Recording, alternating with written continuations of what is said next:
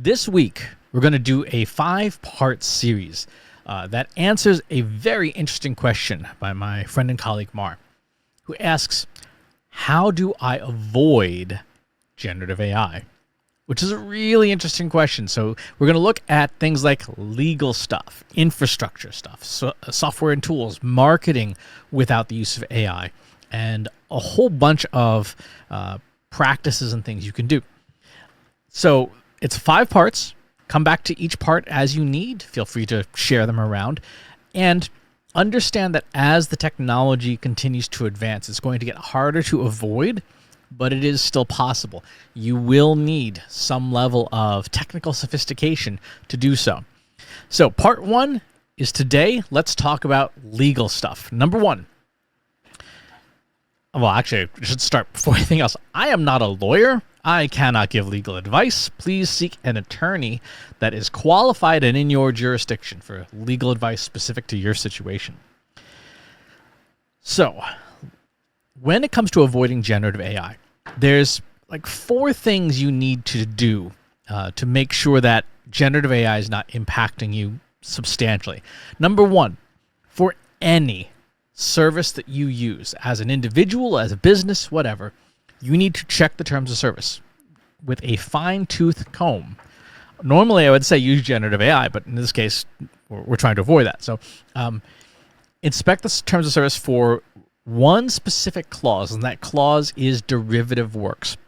What a service is allowed to do with your data. If they are allowed to use it for derivative works.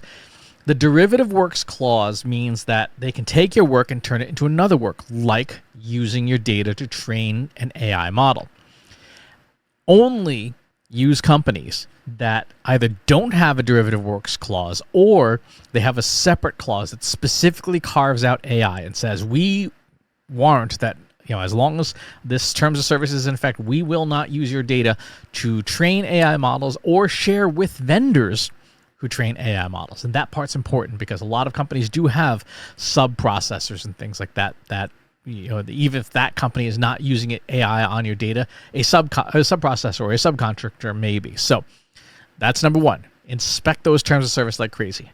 Number 2, you should 100% retain legal counsel that can issue things like cease and desist orders or pursue infringement of intellectual property, especially if you clearly put on all your documents, on anything you publish, you explicitly forbid the use of your data to be used to train AI. If that is on every single thing you produce, then your legal counsel can issue cease and desist that no one can claim, I didn't know I was supposed to do that. No, it literally says in big letters on the bottom, explicitly forbidden from use with AI, right? Or whatever your lawyer or your attorney recommends as the appropriate language.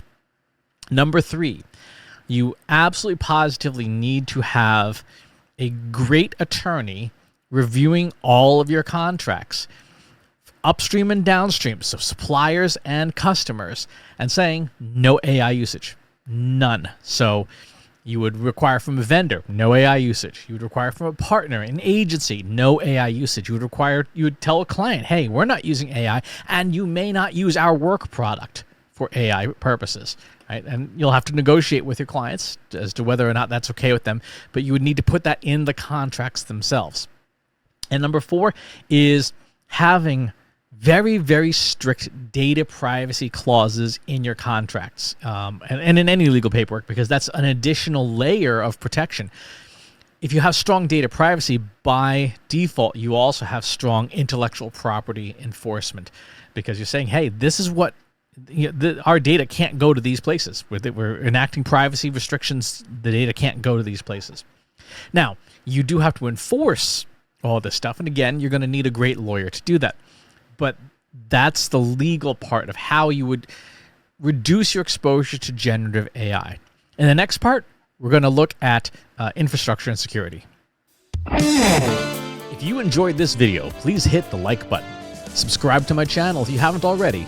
And if you want to know when new videos are available, hit the bell button to be notified as soon as new content is live.